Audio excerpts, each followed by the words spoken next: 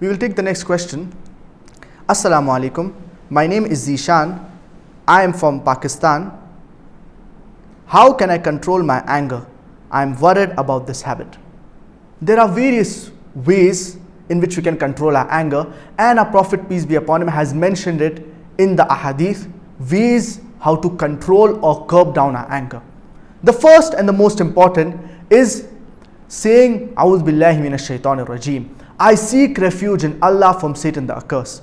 This is the first step that we need to do. So whenever we are angry, we should immediately say, A'udhu billahi minash shaitanir rajeem. I seek refuge in Allah from Satan the accursed.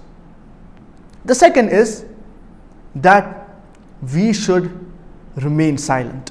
Many a times when we get angry, we say things that we normally would not say. For example, we may use abusive language, we may use foul language, we may raise our voice in front of our elders, in front of our parents, etc. Our beloved Prophet Muhammad, peace be upon him, said that if you are angry, you should remain silent. The third is that you should change your position. And our beloved Prophet Muhammad, peace be upon him, said that if you are angry and you are standing, you should sit down. If you are sitting, you should lie down. So, if you are standing and you are angry, you should sit down. If yet you cannot control your anger, then you should lie down. And we have the example of Abu Dharr radiallahu anhu, wherein he was feeding his animals at a trough that he owned. And certain people, they came to this trough and they also started feeding their animals, which resulted in the trough of Abu Dharr radiallahu anhu to break. Abu Dharr radiallahu anhu, he was angry, but he immediately acted upon the teachings of our beloved Prophet Muhammad, peace be upon him, and he sat down. So the people around him, they asked that, why did you sit down? So Abu Dharr radiallahu anhu, he said that I was following the teachings of our beloved Prophet Muhammad, peace be upon him, wherein our beloved Prophet Muhammad, peace be upon him, said that if you get angry and you're standing, sit down. The fourth is, and this is a personal advice, is that you should leave that place. So for example, if you are having some argument with your brother in a room, so you should leave that room. Because you may say things, you may do things which you will regret later on. In the state of anger, in the fit of rage, a person, he says things which he normally would not use. He may use abusive language, he may use foul language, he may fight with the other person, to the extent he may even kill someone in the fit of rage, in the state of anger. And later on, he will regret it. But many a times the damage, it is irreversible. For example, if he kills someone, even if he regrets it later on, the person has already lost his life. So it is very important we control ourselves in the fit of rage. Control your anger, or your anger, it will control you.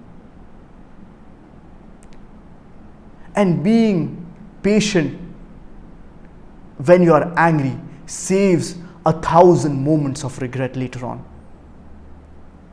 If you are patient in this state of anger, it will prevent you from doing things that are wrong, will prevent you from doing things that are haram. For example, if you are angry with someone and in the fit of rage you kill this person, we seek refuge in Allah from this. And later on, even if you regret this act, it is irreversible. This person, he has already lost his life. And our beloved Prophet Muhammad, peace be upon him, said, the strong believer is not the one who wrestles down his opponent. The strong believer is the one who controls himself when he's angry. We have the example of Ali radiallahu anhu, wherein he was fighting for the sake of Allah subhanahu wa ta'ala against a non-Muslim. And Ali radiallahu anhu, he's about to kill this non-Muslim, when this non-Muslim, he's about to be killed, he spits on the face of Ali radiallahu anhu. Ali radiallahu anhu, he immediately stops fighting. This non-Muslim, he's shocked. Why did Ali radiallahu anhu stop fighting and didn't kill me when he could have done it so easily? So Ali radiallahu anhu, he responds to this unbeliever, to this non-Muslim, and he says that before you spat on my face, I was fighting for the sake of Allah subhanahu wa ta'ala. But after you spat on my face, I would be fighting for a personal grudge. And I did not want people to say that I was fighting for a personal grudge.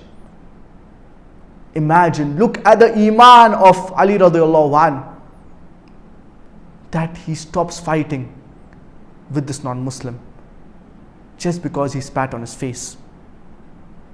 This was the iman of the Sahaba.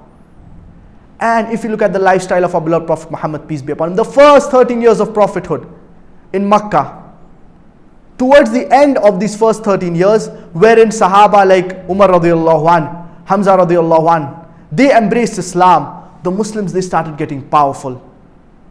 They had the strength. And many of the Sahaba, they wanted to fight back against the oppression that was done to them. But it was the commandment of Allah subhanahu wa ta'ala to remain patient.